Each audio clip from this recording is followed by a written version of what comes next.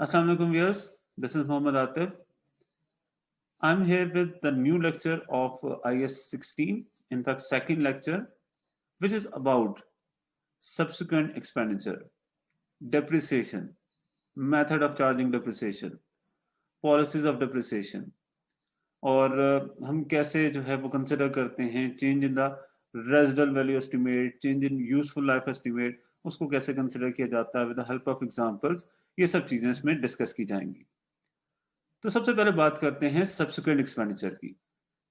Initially हमने asset को recognise कर लिया, लेकिन सब्सिक्वेंटली भी इस पे हमें एक्सपेंस करने पड़ते हैं and we need to decide whether to include such expenditures in the value of asset or not।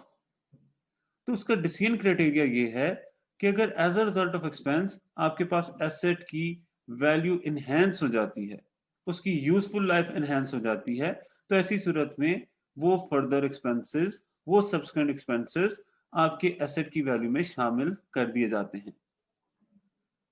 There are two types of expenditure in fact, capital expenditure कि जिन्हें एसेट की वैल्यू में ऐड कर दिया जाता है, और रेवेन्यू एक्सपेंडिचर जिन्हें एसेट की वैल्यू में ऐड नहीं किया जाता। कैपिटल एक्सपेंडिचर और रेवेन्यू एक्सपेंडिचर के हवाले से, कैपिटल एक्सपेंडिचर में आपके पास extension in the non current asset, improvement in asset, upgradation of asset, replacement और मेजर ओवरहॉलिंग एंड इंस्पेक्शन शामिल है। जबकि जो एक्सपेंसेस आपके पास एसेट की वैल्यू को मेंटेन करने के लिए किए जाते हैं, like repairs, maintaining cost, servicing, ये सब आपके रेवेन्यू एक्सपेंडिचर कंसिडर किए जाते हैं। Now it is about depreciation. According to IS 16, depreciation की जो definition mention की गई है, that is about depreciable amount, its useful life and systematic basis. Definition said to us the systematic allocation of the depreciable amount of an asset over its useful life is said to be depreciation. अब इसमें हम बारी बारी define करते हैं कि जो तीन इंपॉर्टेंट पॉइंट हैं आपके पास डेप्रिसिएशन की डेफिनेशन के, like depreciable amount, useful life और तीसरी बात सिस्टमैटिक एलोकेशन, उसको एलैबोरेट करते हैं। Depreciable amount is said to be cost of an asset less residual value. अब रेजिडल वैल्यू किसे कहा जाएगा? At the end of useful life of asset आप जिस वैल्यू के अगेंस्ट उसे सेल कर सकते हैं, that is said to be residual value, और इसे कह सकते हैं स्क्रैप वैल्यू, और इसे कहा जा सकता है ब्रेकअप वैल्यू, या फिर इसे सैल्वेज वैल्यू का नाम दिया जाता है। तो ये सब वो वैल्यूज हैं कि जो eight the end of useful life of asset, जिसके अगेंस्ट हम समझते हैं कि हम अपने एसेट को सेल कर देंगे। तो अगेन अगर हम कंसिडर करें हमारे पास डेप्रिसिएबल अमाउंट क्या है, एसेट की कॉस्ट में से अगर हम रेजिडल वैल्यू लेस कर दें तो वो हमारे पास आ जाती है depreciable cost, depreciable amount.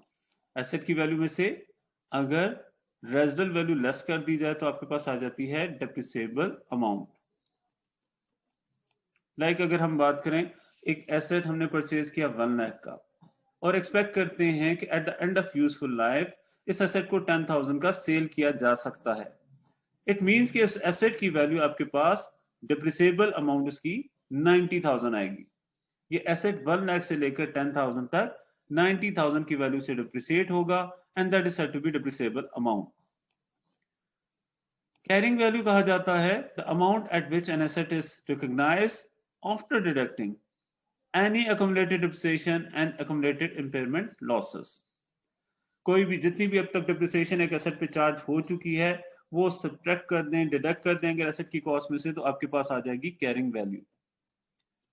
Useful life is said to be the period over which an asset is expected to be available for use by an entity. एक एंटिटी जितना अरसा उस एसेट को यूज कर सकती है, that is said to be useful life.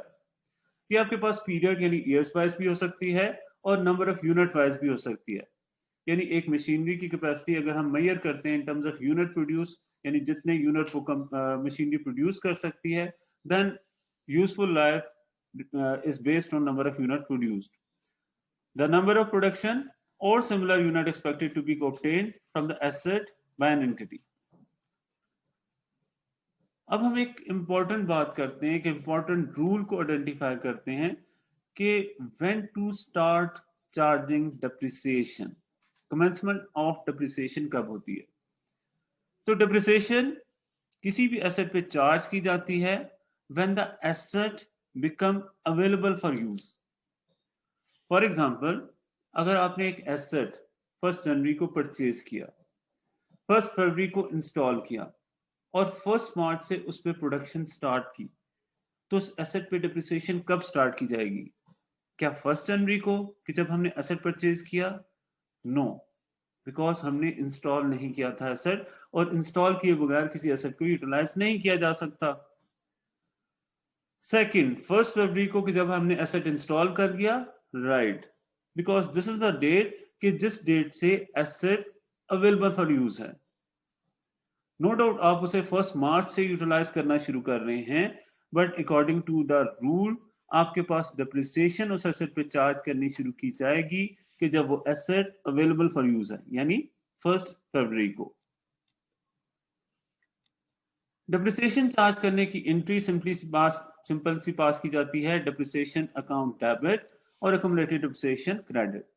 Depreciation as an expense आपके पास statement of profit and loss में रिकॉर्ड किया जाता है, and accumulated depreciation is the depreciation which is accumulated year by year, and that amount is deducted from the cost of asset in statement of financial position. Statement of financial position में asset की value को record करने के लिए उसकी cost में से accumulated depreciation subtract कर दी जाती है। There are 3 methods कि जिनके मुताबिक हम depreciation चार्ज कर सकते हैं। इसमें से स्ट्रेट लाइन मेथड और रिड्यूसिंग बैलेंस मेथड F3 के सिलेबस में शामिल है, जबकि सम ऑफ डिजिट मेथड आपके पास कैप 1 में भी इंक्लूडेड है।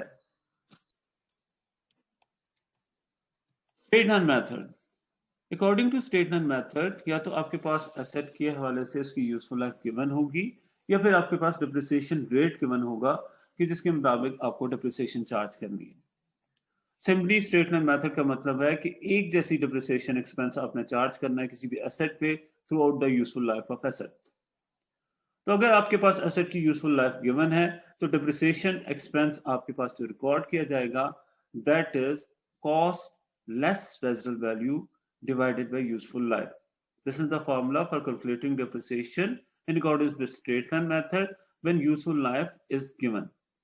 और अगर आपके पास क्वेश्चन में यूजफुल लाइफ नहीं गिवन तो फिर आपको डिप्रिसिएशन रेट मेंशन किया जाएगा। In that situation, you just need to multiply the cost of asset with the depreciation rate and you will get the amount of depreciation expense. For example, an asset is purchased at a cost of 1,10,000.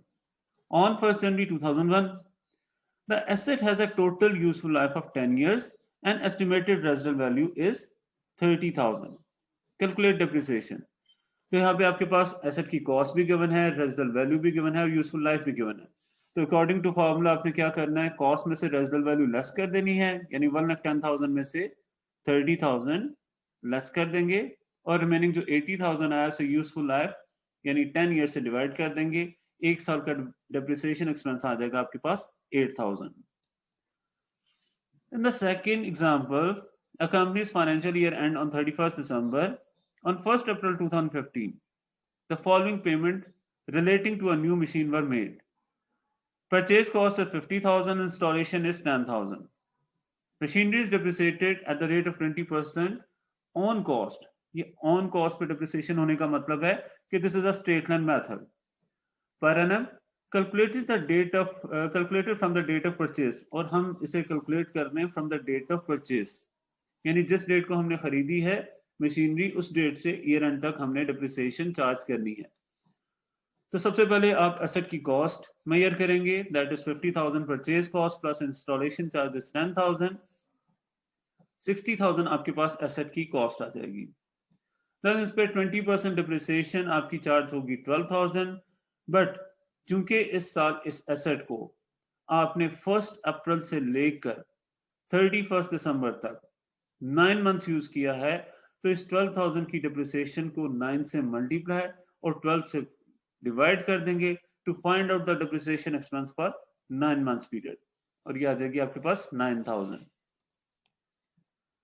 इसी तरह अगर हम calculate करें कि business purchase कर रहा है एक मशीन 3200 की, एस्टिमेटेड यूजफुल लाइफ उसकी 5 इयर्स है और रेजिडुअल वैल्यू उसकी 700 है, तो अगेन हमने क्या करना है, एसेट की कॉस्ट में से रेजिडुअल वैल्यू लेस कर देनी है और उसे यूजफुल लाइफ से डिवाइड कर देना है to find out the depreciation expense. But यहाँ पे क्वेश्चन आपसे क्या पूछा जा रहा है, question is what is the net book value at the end of second year. At the end of second year आप 2 साल की डिप्रिसिएशन चार्ज कर चुके होंगे, and after deducting depreciation of these 2 years you will get the value of assets carrying value at the end of second year.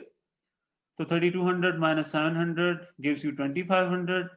2500 की depreciable amount को 5 years से divide करेंगे, आपके पास 1 साल का depreciation expense 500 आ जाएगा। अब चूंकि 2 साल की depreciation चार्ज करनी है, अगर 1 साल की depreciation 500 है तो 2 ईयर की depreciation आपके पास 1000 आ जाएगी, और 3200 में से 1000 लेस कर दें तो eight the end of second year asset की बुक वैल्यू आ जाएगी 2200।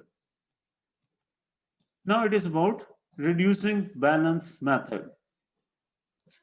रिड्यूसिंग बैलेंस मेथड के हवाले से भी इट इज पॉसिबल कि आपको यूजफुल लाइफ गिवन हो, और अगर आपके पास यूजफुल लाइफ गिवन है तो आपने उसे रेट में कन्वर्ट करना है, और इसमें कन्वर्ट करने के लिए आपका फार्मूला यूज होगा, और that is residual value divided by cost, years n number of years जो आपने मेंशन करने हैं, या इसकी आप पावर लिखते हैं 1/n और इसे 1 में से माइनस कर दें। This is the formula use for calculating depreciation rate in case reducing balance method आपको मेंशन किया गया है और यूजफुल लाइफ भी गिवन है।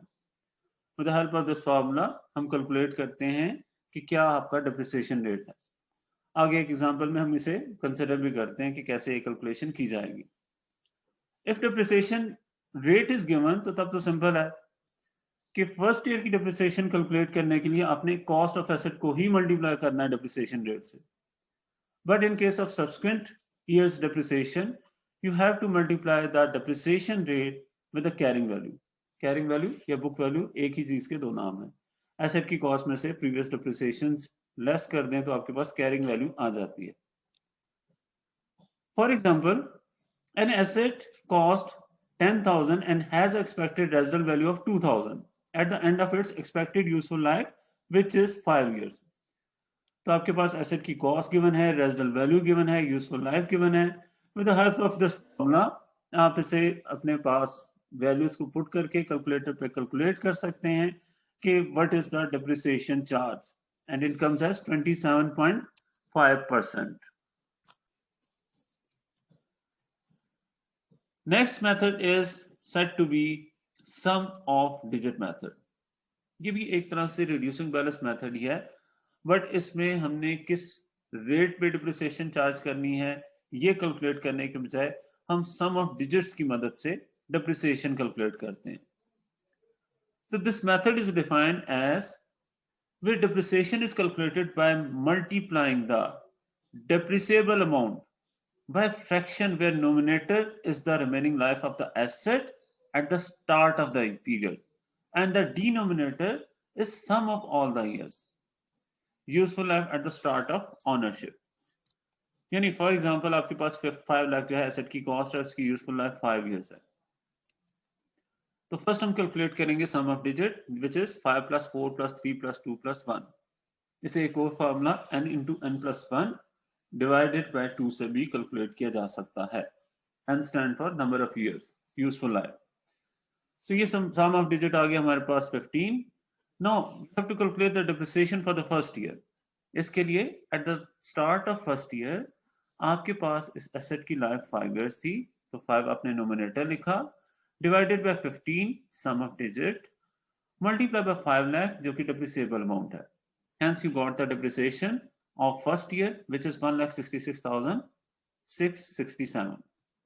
Same is the case of second year। In the start of second year आपके पास asset की रिमेनिंग लाइफ 4 साल रहेगी है, उसे डिवाइड करेंगे 15 से और मल्टीप्लाई कर देंगे डिप्रिसिएबल अमाउंट से। Same is the case of third, fourth and fifth year। Policies of depreciation कि डिप्रिसिएशन आपके पास किन पॉलिसीज के मुताबिक चार्ज की जाती है। First is said to be proportional. इसे प्रोरेटा भी कहते हैं, मंथली बेसिस भी कहते हैं। यानी हम ये कंसिडर करेंगे कि एक एसेट को ईयर ऑफ परचेज में जितने मंथ हमने यूज किया है उतने मंथ की ही डिप्रिसिएशन चार्ज की जाए, और in the year of sale जितना हमने यूज किया है, जितने मंथ हमने यूज किया है, उतने मंथ की ही डिप्रिसिएशन चार्ज की जाए.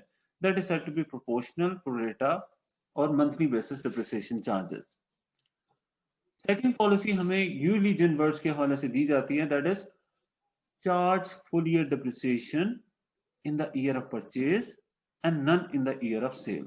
कि हमारी पॉलिसी ये है कि एसेट को जिस साल हमने खरीदा है, चाहे हमने 1 जनवरी को खरीदा है, 1 अप्रैल को खरीदा है, 31 अक्टूबर को खरीदा, इवन 25 दिसंबर को खरीदा, आपने उस साल उस एसेट पे पूरे साल की डिप्रिसिएशन चार्ज करनी है.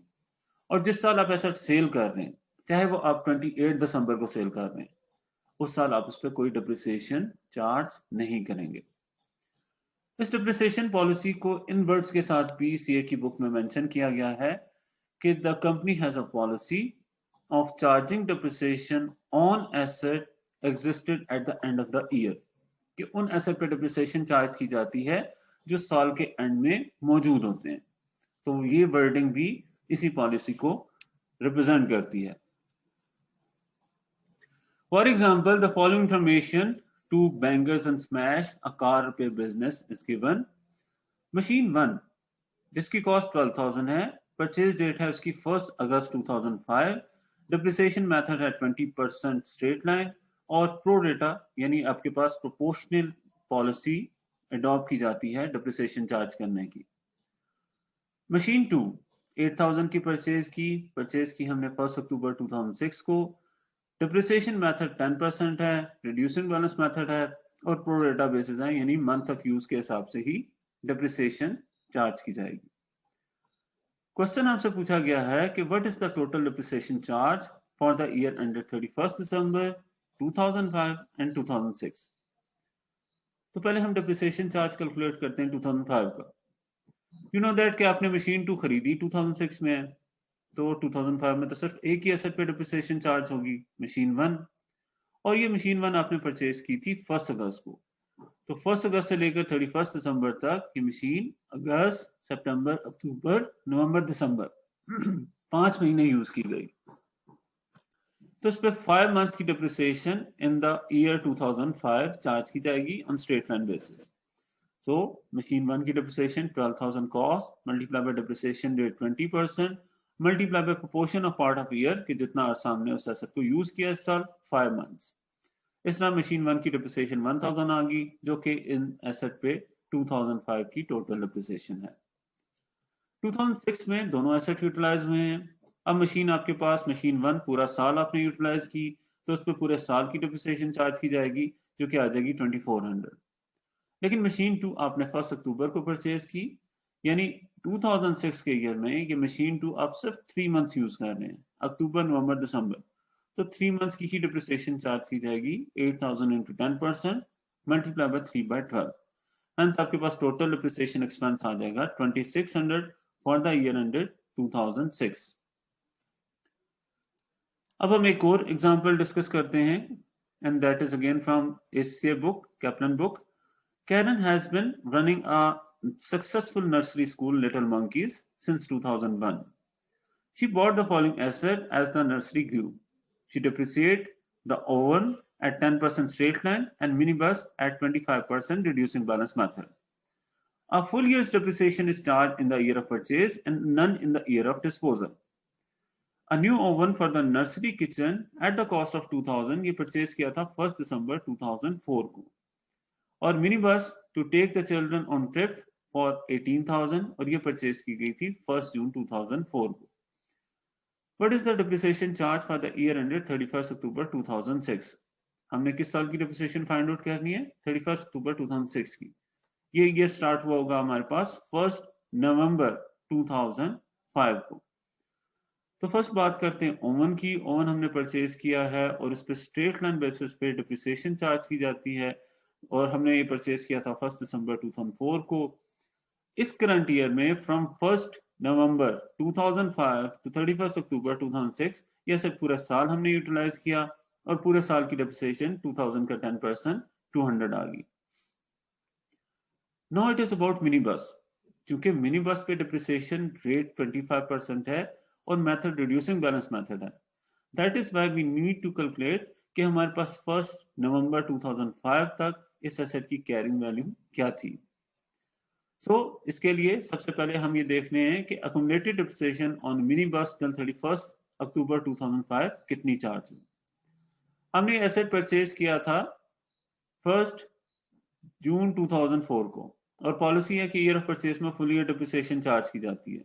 1 जून के बाद ईयर एंडिंग डेट आई 31 अक्टूबर 2004 और इस साल इस एसेट पे पूरे साल की डिप्रिसिएशन हमने चार्ज की 4500। आफ्टर दैट इसकी जो है कैरिंग वैल्यू रहेगी 13500। सो ईयर एंडेड 31 अक्टूबर 2005 पे इस पे डिप्रिसिएशन 13500 की कैरिंग वैल्यू पे चार्ज की जा रही है, which comes as 13,500 into 25%, 3375। अब टोटल डिप्रिसिएशन जो इस एसेट पे अब तक चार्ज हो चुकी है वो जब हम एसेट की कॉस्ट में से लेस करेंगे तो हमारे पास 31 अक्टूबर 2005 को या आप कह लें 1 नवंबर 2005 को इस एसेट की कैरिंग वैल्यू आ जाएगी which comes as 10,125। कैसे है ये आपके पास एसेट की कॉस्ट में से पिछले दोनों सालों की डिप्रिसिएशन लेस कर दी। अब हम इस 10,125 पे 25% depreciation for the year charge करेंगे एंडेड 31 अक्टूबर 2006। ये डिप्रिसिएशन एक्सपेंस आ गया 2531 और इस तरह टोटल डिप्रिसिएशन एक्सपेंस आपके पास आ जाएगा 2731। अब हम बात करते हैं कि अगर हमारे पास हमारा एस्टिमेट अबाउट यूजफुल लाइफ अगर चेंज हो जाता है तो उसका क्या इम्पैक्ट होगा। IAS 16 requires useful life to be reviewed at each year end. Any change is said to be change in accounting estimate. जी, तो एग्जांपल है entity M owns a machine which originally cost 60,000 on 1st January year 1. It has no residual value and useful life is 10 years. Depreciation method is straight line. तो इसका मतलब है 60,000 का asset है, 10 year उसकी useful life है, तो उस पे 6,000 की depreciation in a year charge की जाएगी। ऑन 31 दिसंबर ईयर 4 जो है रिवाइज किया गया टोटल यूजफुल लाइफ का एस्टीमेट और वो आपके पास आ गया 8 ईयर। नो डाउट आप रिव्यू जो कर रहे हैं वो eight the end of 4 year कर रहे हैं, लेकिन फॉर कैलकुलेशन ऑफ डेप्रिसिएशन आपने ये कंसिडर करना है कि ईयर 4 के स्टार्ट में क्या एसेट की कैरिंग वैल्यू थी, क्योंकि बाय द ईयर एंड जो चेंज हुआ है अब चेंज को आपने 4th ईयर से ही अप्लाई करना शुरू कर देना है और उसके लिए you need to calculate the opening carrying value of year 4। तो सबसे पहले हम वही कैलकुलेट करेंगे opening carrying value at 1 January year 4। उसके लिए हमने देखा कि एक साल का डिप्रिसिएशन चार्ज 6,000 है, तो पिछले 3 सालों में from 1 January year 1 to 1 January year 4 3 साल के अरसे में टोटल 18,000 की डिप्रिसिएशन चार्ज हो चुकी होगी, यानी एसेट की carrying value at the start of the year is 42,000। अब हम एसेस ये कर रहे हैं कि एसेट की useful life in total 8 years है, it is not a remaining 8 year life, it is in total useful life which is 8 year. और अगर टोटल यूजफुल लाइफ 8 ईयर में से 3 इयर्स यूज हो चुके हैं तो रिमेनिंग वैल्यू आ जाती है आपके पास यूजफुल लाइफ आ जाती है 5 इयर्स। अब आप कैरिंग वैल्यू को 42,000 को 5 ईयर से डिवाइड करेंगे and you will get the depreciation charge for the 4th year. इसी तरह एक क्वेश्चन जिससे ही सारा रिलेटेड है बट उसमें थोड़ी सी वर्डिंग चेंज की गई है। Baxter company purchased an asset for 1 lakh on 1st January year 1. It had an estimated useful life of 5 years. Depreciation straight line method के मुताबिक चार्ज की जा रही है। बट अब एक चीज आपको ये मेंशन कर रहे हैं कि आपने जो रिवाइज किया है रिमेनिंग यूजफुल लाइफ का एस्टिमेट वो 1 जनवरी 2003 को किया, यानी साल के शुरू में आपने जो है एस्टिमेट कर लिया। तो अब आप क्या करेंगे, आप ये देखेंगे और अगली वर्डिंग आपको ये कही जा रही है कि रिमेनिंग यूजफुल लाइफ 8 इयर्स है। इनिशियली आपने यूजफुल लाइफ एस्टिमेट की थी 5 years and according to that अगर आप 2 साल एसेट इस्तेमाल कर चुके हैं तो उसकी रिमेनिंग लाइफ 3 इयर्स होनी चाहिए, बट अब आपको पता चल रहा है कि रिमेनिंग लाइफ 8 इयर्स है। तो एसेट पे 2 साल की डेप्रिसिएशन चार्ज करने के बाद रिमेनिंग लाइफ को 8 ईयर से अपने रिमेनिंग वैल्यू को 8 ईयर से डिवाइड कर देना है। सो फर्स्ट आपने 1 साल की डेप्रिसिएशन कैलकुलेट की व्हिच कम्स एज 20,000, फिर 2 साल फ्रॉम 1 जनवरी 2001 टू 1 जनवरी 2003 आपके पास 40,000 की एसेट की डेप्रिसिएशन चार्ज हो चुकी है, व्हिच मींस कि कैरिंग वैल्यू एट 1 जनवरी 2003 60,000 है। अब इस कैरिंग वैल्यू को रिमेनिंग लाइफ यानी 8 ईयर से आप डिवाइड करेंगे। Depreciation charge for the year ended 31 दिसंबर 2003 आपके पास आ जाएगा 7500। इसी तरह अगर हम बात करें change in residual value estimate, कि एट द स्टार्ट आपने रेजिडुअल वैल्यू कुछ और एस्टिमेट की थी, ड्यूरिंग द कोर्स आपके पास कुछ फर्दर इंफॉर्मेशन आई जिसके मुताबिक आपके पास एसेट की रेजिडुअल वैल्यू चेंज हो गई है। Now how it will be deal. For example स्नैक्टा जो है एक कंपनी है, उसने परचेज किया है मशीन जिसकी यूजफुल लाइफ 5 इयर्स है और इसकी कॉस्ट 34,000 है, जबकि एस्टिमेट किया जा रहा है कि इसकी रेजिडुअल वैल्यू या स्क्रैप वैल्यू 4,000 है। ये आपने मशीनरी परचेज किया कब? 30 सितंबर 2005 को। अब 1 अक्टूबर 2008 को 3 इयर्स के बाद the company revise the scrap value to 2000। दोबारा रिवाइज की गई, क्या रिवाइज की गई? स्क्रैप वैल्यू, और स्क्रैप वैल्यू 4000 से कम होकर 2000 आ गई। Why so? Due to decrease value of scrap metal. अब आपसे रिक्वायर ये किया जा रहा है कि you need to calculate the depreciation charge for the year ended 30 September 2009। तो हमारे पास साल की शुरू की डेट में ही एस्टिमेट हमारा चेंज हो गया है। We need to calculate the value carrying value at 1 October 2008। तो सबसे पहले हमने एक साल के डिप्रिसिएशन एक्सपेंस फाइंड आउट किया। This is 34,000 original cost minus 4,000 original residual value estimate divided by 5 years, वो आ गया आपके पास 6,000। अब आपको 3 इयर्स की यानी depreciation till 30 September 2008 find out करनी है, जो कि आ गई 18,000। Carrying value at that date आपके पास आ जाती है 16,000। अब आप 16,000 की वैल्यू में से सब्ट्रैक्ट कर देंगे स्क्रैप वैल्यू ऑफ 2,000 और रिमेनिंग लाइफ 2 ईयर से डिवाइड कर देंगे। हाउ इट इज कि 5 साल की टोटल लाइफ थी, 3 साल एसेट इस्तेमाल हो चुका है, तो बाकी लाइफ उसकी कितनी रहेगी? 2 ईयर्स। तो यहाँ पे आपके पास चेंज यूजफुल लाइफ में नहीं स्क्रैप वैल्यू में हो रहा है। तो रिमेनिंग लाइफ आपके पास आ गई 2 ईयर्स। आपने 16,000 को में से लेस किया 2000 की स्क्रैप वैल्यू और डिवाइड कर दिया 2 ईयर से। Depreciation expense for this year 30 September 2009 आ गया 7,000।